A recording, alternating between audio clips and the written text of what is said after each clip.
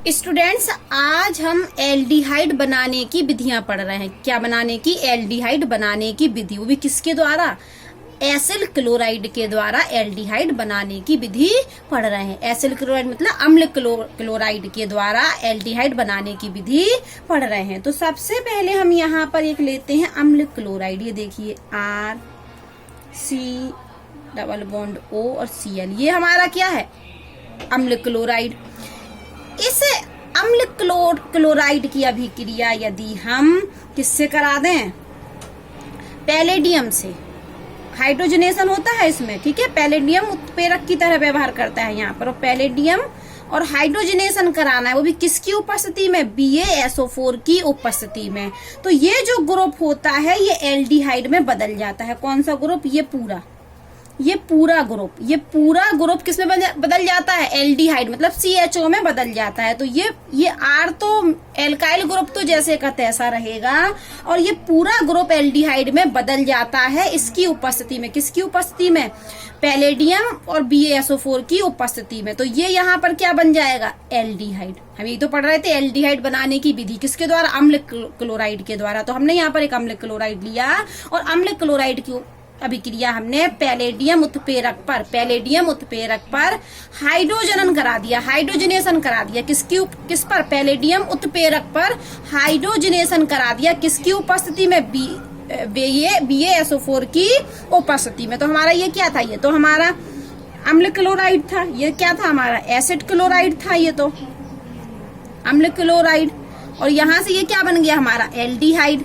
और इस अभिक्रिया को, अम्ल क्लोराइड से एल्डिहाइड बनने की क्रिया को हम रोजन-मुंड अभिक्रिया के नाम से जानते हैं। इस अभिक्रिया को किस नाम से जानते हैं? रोजन-मुंड रिएक्शन के नाम से जानते हैं। ये कौन सी अभिक्रिया है? रोजन-मुंड। किसकी उपस्थिति में होती है?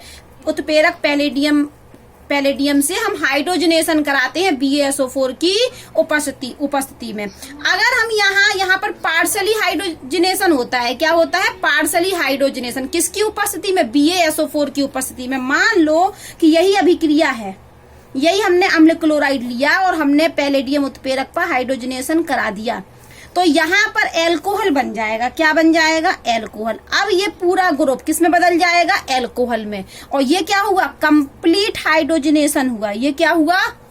Complete hydrogenation. और BaSO4 की उपस्थिति में क्या होता है?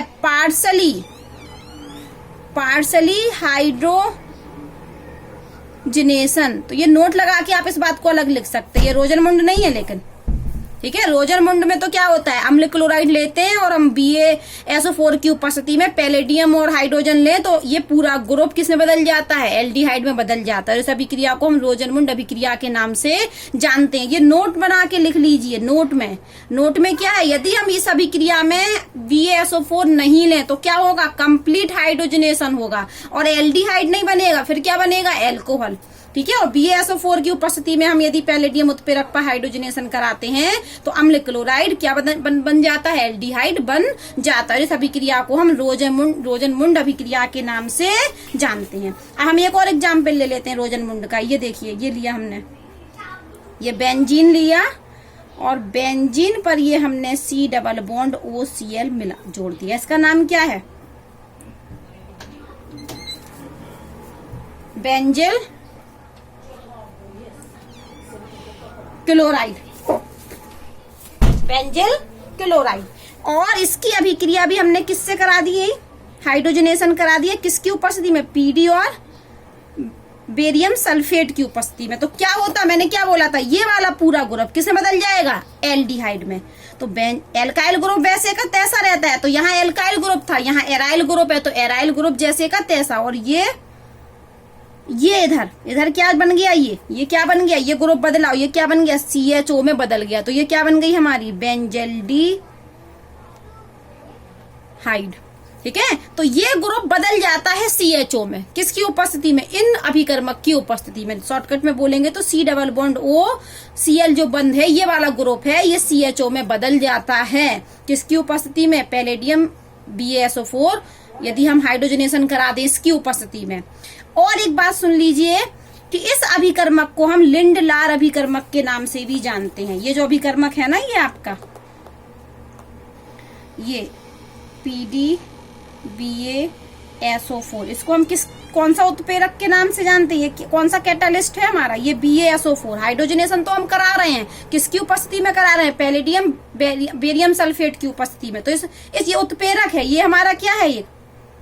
ये उत्प्रेरक है, और ये उत्प्रेरक को नाम क्या है? लिंडलार उत्प्रेरक, लिंडलार कैटालिस्ट।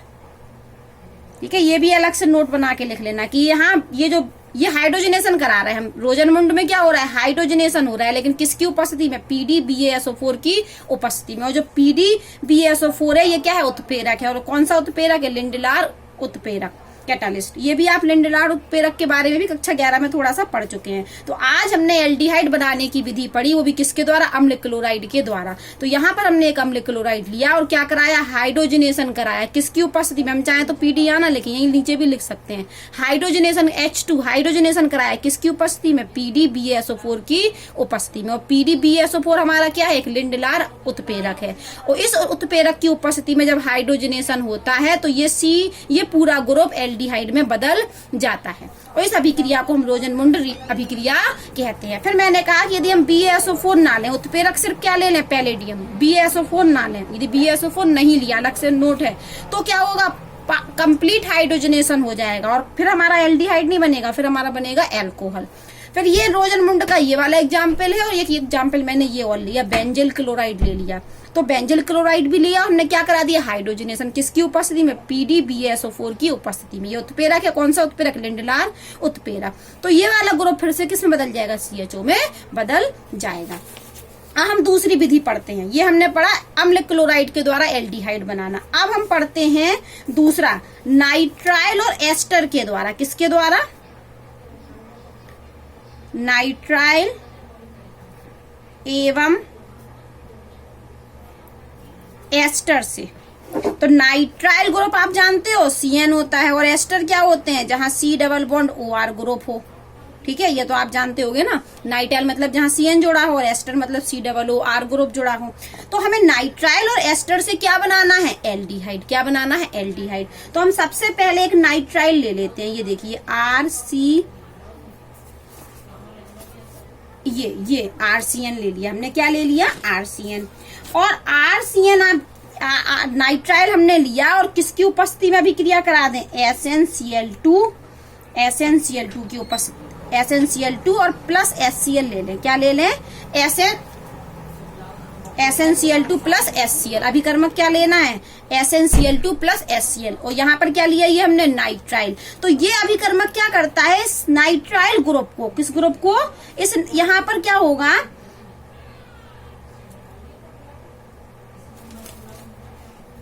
एमीन बन जाएगी। क्या बन जाएगी? एमीन। होगा क्या कि इस ट्रिपल बॉन्ड का एक पाई बॉन्ड टूटेगा। क्या टूटेगा? एक पाई बॉन्ड टूटेगा, और एक H इधर और एक H इधर जुड़ जाएगा। समझ में आया? हमने कहा कि ये पाई बॉन्ड टूटा, और ये H हम यहाँ जोड़ दें, ये H हम यहाँ जोड़ दें, तो क्या बन जाएगा? देखिए R, ये लिखना नहीं पड़ता, ये समझने के लिए है। तो क्या बन गया? R, और C से क्या जुड़ गया? एक H, तो ये हो गया CH। ट्रिपल बॉन्ड नहीं बचा, एक बॉन्ड हमने तोड़ दिया, तो क्या लग गया? Double bond. और N से भी क्या आके जुड़ गया? H। फिर से सुन लीजिए, हमने यहाँ पर एक नाइट्राइल लिया, और उस नाइट्राइल की अभिक्रिया SnCl2 प्लस HCl से करा दी। तो होगा क्या कि एक बॉन्ड टूटेगा, और एक हाइड्रोजन इधर और एक हाइड्रोजन यहाँ जुड़ जाएगा। तो हमने इसको यहाँ पर ट्रिपल बॉन्ड की जगह क्या कर दी? डबल बॉन्ड, और एक कार्बन से हाइड्रोजन जोड़ दिया, एक नाइट्रोजन से हाइड्रोजन जोड़ दिया, और ये हमारे बन गए हैं इमीन। ये क्या बन गई? हमारी इमीन। अब इस इमीन का हम करा दें जल अपघटन। क्या करा दें? जल अपघटन। H2O से अभिक्रिया, या तो हम यहाँ लिख दें जल अपघटन, हाइड्रोलिसिस लिख दें, या हम लिख सकते हैं H3+O, ये हाइड्रोनियम आयन भी लिख सकते हैं, या क्या लिख सकते हैं हम यहाँ पर? या क्या लिख सकते हैं? जल हाइड्रोलिसिस। क्या लिख सकते हैं? हाइड्रोलिसिस। हिंदी में लिखेंगे तो जल अपघटन। तो जल अपघटन या H3+O कुछ भी एक लिखना है। ठीक है, ऑब्लिक में लिखा है। तो अब जो इमीन बनता है, तो इमीन का जब हम हाइड्रोलिसिस कराते हैं तो हमारा ये पूरा ग्रुप एल्डिहाइड में बदल जाता है। तो हमारा क्या बन जाता है? एल्डिहाइड। फिर से सुनिए, हम पढ़ रहे हैं एल्डिहाइड बनाने की विधि, वो भी किसके द्वारा, नाइट्राइल के द्वारा। तो हमने यहाँ पर नाइट्राइल लिया और नाइट्राइल की अभिक्रिया SnCl2 प्लस HCl से करा दी, तो क्या बन गया, एक इमीन बना, और इमीन का हमने हाइड्रोलिसिस करा दिया तो हमारा क्या बन गया, एल्डिहाइड बन गया। और इस अभिक्रिया को हम स्टीफन अभिक्रिया के नाम से जानते हैं। ये कौन सी अभिक्रिया है, स्टीफन अभिक्रिया, ठीक है। इस नाइट्राइल से जब एल्डिहाइड बनता है तो इस अभिक्रिया को हम स्टीफन अभिक्रिया के नाम से जानते हैं, और जब अम्ल क्लोराइड से एल्डिहाइड बनता है तो इस अभिक्रिया को हम रोजनमुंड अभिक्रिया के नाम से जानते हैं। नेमिंग रिएक्शन है ये, ठीक है। तो अम्ल क्लोराइड से एल्डिहाइड बनना रोजनमुंड अभिक्रिया है, किसकी उपस्थिति में, पैलेडियम BaSO4 की उपस्थिति में हाइड्रोजनेशन करा रहे हैं, और यहाँ पर नाइट्राइल से एल्डिहाइड बन रहा है तो इसको हम स्टीफन कह रहे हैं, और अभिकर्मक क्या ले रहे हैं, SnCl2 प्लस HCl, और क्या करा रहे हैं, हाइड्रोलिसिस, ठीक है। तो नाइट्राइल कैसे बदल गया हमारा एल्डिहाइड में। अब हमने हेडिंग क्या डाली थी, नाइट्राइल एवं एस्टर से, ठीक है। तो अब हमें एस्टर से भी क्या बनाना है, एल्डिहाइड। तो एक हम अभिकर्मक के बारे में आपको थोड़ा पढ़ा दें, एक होता है डाइवल H, क्या बोला मैंने, डाइवल H। ये यहाँ पर फुल फॉर्म देखिए आप इसको, डी का मतलब है डाई, डी का मतलब क्या है, डाई, आई का मतलब है आइसो, और बी का मतलब है ब्यूटाइल, और ए का मतलब है एल्यूमिनियम, ए का मतलब क्या है, एल्यूमिनियम,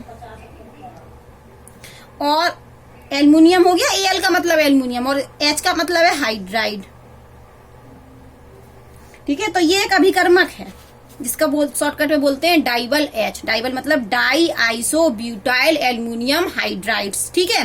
तो डाइवल H की सहायता से भी हम एल्डिहाइड बना सकते हैं, डाइवल H की सहायता से भी हम एल्डिहाइड बना सकते हैं। अब आप बहुत ध्यान से सुनिए, इसकी सहायता से हम चाहे नाइट्राइल ले लें, चाहे एस्टर ले लें, चाहे कार्बोक्सिलिक अम्ल ले लें, चाहे अम्ल क्लोराइड ले लें, जैसे आप यहाँ लिखते हैं, हमने ये देखो एक नाइट्राइल ले लिया, ये क्या ले लिया हमने, नाइट्राइल। ये देखिए ये क्या है, आप जानते हैं ये क्या है, कार्बोक्सिलिक अम्ल।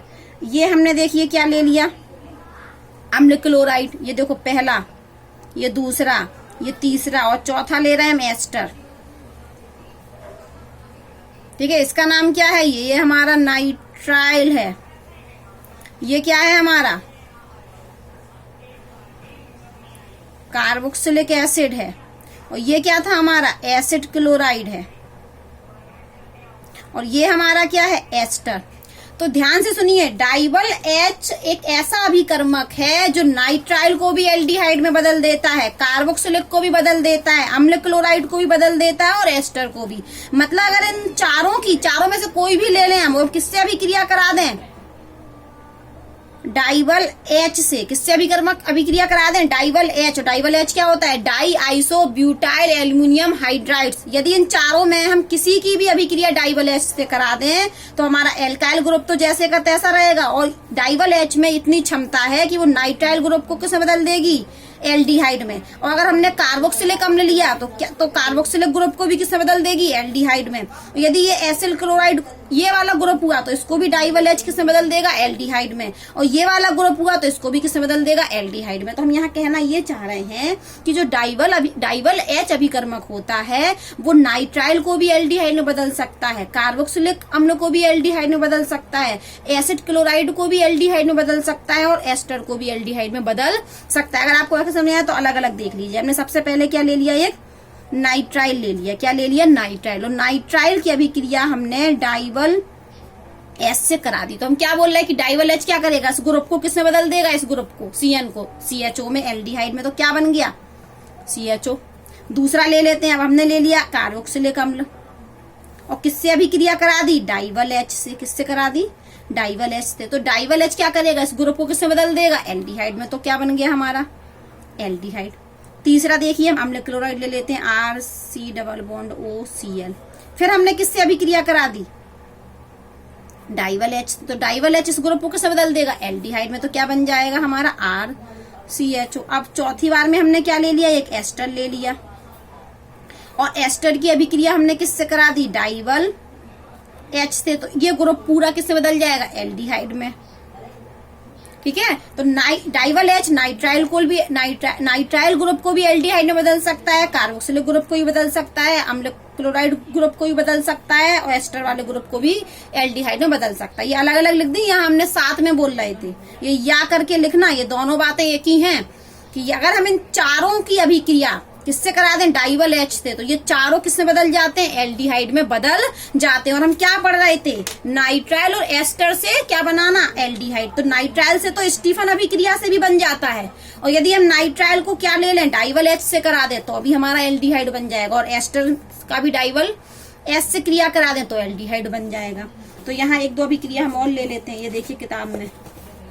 हाँ, डाइवल H के साथ साथ हमें डाइवल H लेना पड़ता है, और दूसरा जल अपघटन भी करना पड़ता है, ये साथ में लिखना पड़ेगा, ये पहला और ये दूसरा, मतलब जल अपघटन भी करना पड़ता है, यहाँ पर जल भी चाहिए पड़ता है, H2O।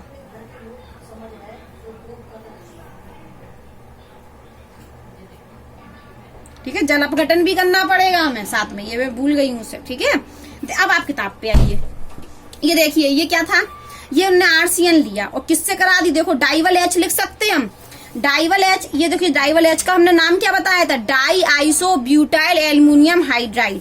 तो इसका जो सूत्र होता है उसको हम शॉर्टकट में तो ऐसे लिखते हैं, देखिए AL H I bu whole twice, ये देखिए। अब इसका नाम पढ़ लीजिए, देखो दो तो डाई, आई का मतलब आइसो, और ब्यू का मतलब ब्यूटाइल, तो डाई आइसो ब्यूटाइल, ये एल्युमिनियम और हाइड्राइड, इस तरीके से शो करते हैं। अगर डिटेल में देखें तो डिटेल में भी देख लीजिए आप इसको।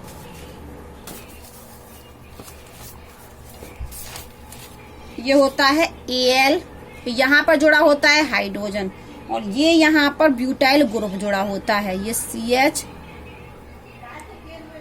ये CH3, ये CH3, और इसका क्या होता है होल ट्राइज, ये होता है हमारा डाइवल H, ये डाइवल H। ठीक है, ये डाइवल H है हमारा, ये अभिकर्मक है। डाई आइसो, ये आइसो ग्रुप हो गए, एक कार्बन से दो जोड़े ना, आइसो, ये पूरा ग्रुप क्या है, ब्यूटाइल और एल्युमिनियम हाइड्राइड। ठीक है, तो यहाँ पर किताब में हमने तो डाइवल H लिख दिया कि डाइवल H की अभिक्रिया हम यदि नाइट्राइल से भी कराएंगे तो एल्डिहाइड बनेगा, कार्बोक्सिलिक अम्ल से कराएंगे तब भी एल्डिहाइड बनेगा, अम्ल क्लोराइड होगा तब भी एल्डिहाइड बनेगा, और एस्टर होगा तब भी एल्डिहाइड बनेगा।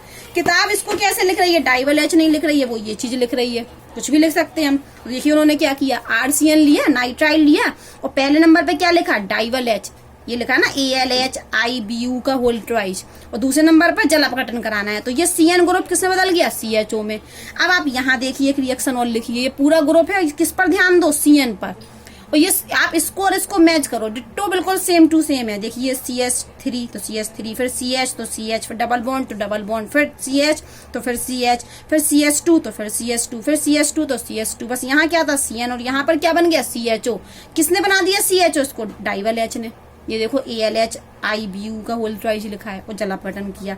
यहाँ पर उन्होंने एक एस्टर ले लिया, तो एस्टर में ये पूरा ग्रुप किसमें बदल जाएगा, CHO में, किसकी उपस्थिति में, डाइवल H की। यहाँ देखो, यहाँ उन्होंने देखो AL करके लिखा था, लेकिन इस वाली अभिक्रिया में उन्होंने डाइवल H ही लिख दिया। फिर तो हम डाइवल H ऐसे भी लिख सकते हैं, ऐसे भी लिख सकते हैं, या पूरा नाम लिख सकते हैं इसका, di iso butyl aluminium hydride.